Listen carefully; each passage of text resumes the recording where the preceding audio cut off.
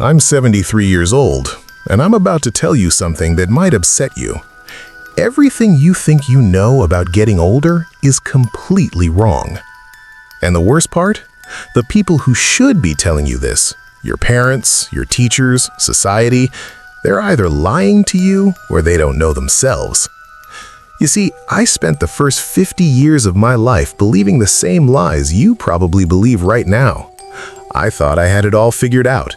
I had the career, the house, the respect of my peers. But at 52, something happened that shattered everything I thought I knew.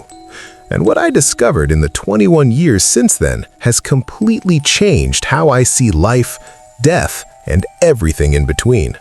But before I tell you what happened, I need you to understand something. The reason I'm making this video isn't to impress you or to make myself feel wise. I'm making this because I'm running out of time, and there are things you need to hear before it's too late. Not for me, for you. At 52, I had what doctors call a cardiac event. That's a fancy way of saying my heart tried to kill me. I was in a meeting discussing quarterly projections when suddenly the room started spinning. The next thing I remember is waking up in a hospital bed with tubes coming out of my arms and my wife crying in the corner. The doctors said I was lucky. Lucky? I had just come face to face with my own mortality, and they called it luck? But you know what? They were right. Because lying in that hospital bed with nothing to do but think, I realized something terrifying. I had been living my entire life on autopilot. I wasn't really alive. I was just going through the motions, checking boxes, trying to meet everyone else's expectations. And here's the part that haunts me to this day. If I had died that day, if my heart had stopped permanently, what would I have left behind? A nice house? A retirement account? A collection of achievements that nobody would remember in 5 years? Let me tell you the biggest lie you're probably telling yourself right now. I have time. I'll do that later. When I'm older, I'll finally live the life I want. I see young people in their 20s, 30s, even 40s, and they're all saying the same thing. When I make more money, then I'll be happy. When I get that promotion, then I'll relax. When the kids are grown, then I'll travel. When I retire, then I'll finally do what I love. Let me save you 50 years of regret with one simple truth. That day never comes. You know why? Because the goalposts keep moving. You get the promotion, and suddenly you need the next one. You make more money, and suddenly you need more money. You're always chasing something just out of reach. And before you know it, you're 70 years old wondering where your life went. I did this. I spent 30 years climbing a ladder only to realize when I got to the top that it was leaning against the wrong wall. And you can't climb back down and start over. Time doesn't work that way. Here's something nobody tells you when you're young. Success is a terrible goal. And I say this as someone who achieved everything I set out to achieve. I made partner at my firm. I bought the house. I had the respect of my colleagues. And you know what? None of it mattered. You achieve your goal, and for about 48 hours you feel amazing. Then the feeling fades. You're back to baseline. Now you need a new goal, a bigger achievement, more validation. It's a hamster wheel. I had a friend who died 3 years ago at 68, worked 70-hour weeks his entire life, built a multi-million-dollar business, never took a real vacation, kept saying he'd slow down next year. Next year came, and he had a stroke. At his funeral, his son said, "My father was a successful man, but I barely knew him."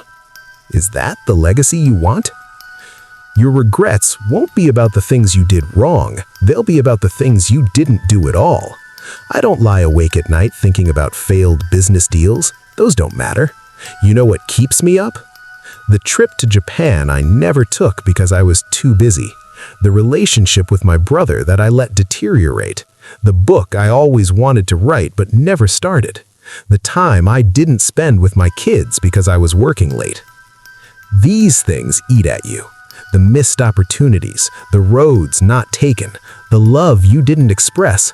the risks you didn't take because you were afraid. The people you love, your parents, your siblings, your close friends, you think you have unlimited time with them. You don't. And one day, that time will run out. My father died when I was 45. We had a complicated relationship, and I was always too busy to really work on it. I kept thinking we'd have time to talk when I was less busy. We never got that chance. Heart attack, gone within hours. And you know my biggest regret? All the Sundays I didn't call him, all the times I was too tired to drive over for dinner, all the little moments I let slip away. There won't always be more. After my heart attack, I made big changes, stepped back from work, started saying no to things that didn't matter, started saying yes to things I had put off for decades. In these last 21 years, I've learned more about life than I did in the previous 52. What matters is embarrassingly simple. Time with people you love, work that feels meaningful to you, experiencing things, not owning things, creating memories, being present. I know it sounds simple. When I was your age, I would have rolled my eyes. Sure, but I have bills to pay. And yes, you do. I'm not saying quit your job. I'm saying don't sacrifice what matters for what doesn't. Here's a question I want you to ask yourself, and I want you to answer it honestly.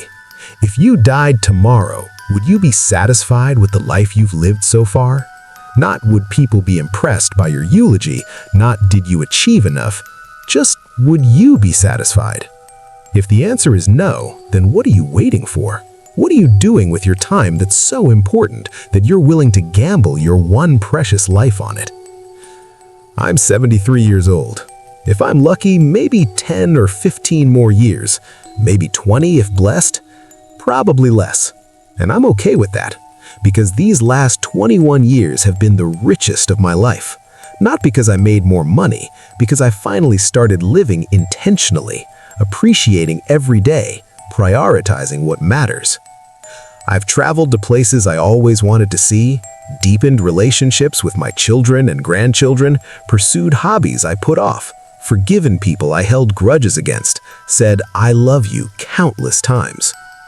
I'm happier now at 73 with less time ahead than I was at 30 when I thought I had all the time in the world. That's the irony. When you understand time is limited, you start to actually live. You stop wasting it. You stop postponing joy. You start creating the right time. You have a choice right now, today. Keep living the way you're living, chasing success, putting off happiness, telling yourself you'll make time later. Or wake up, realize time is running out faster than you think, and the life you're waiting to live needs to start now. I can't make this choice for you, but I can tell you, you don't want to be 73 looking back, wishing you made different choices. Don't waste 52 years figuring this out. Learn from my mistakes. Live intentionally. Prioritize what matters. Stop waiting for someday. Someday is today. It always has been. If this resonates, share this video. Leave a comment. Tell me what you're going to do differently. Subscribe because I have more truths to share and not much time left. The clock is ticking. What are you going to do with your time?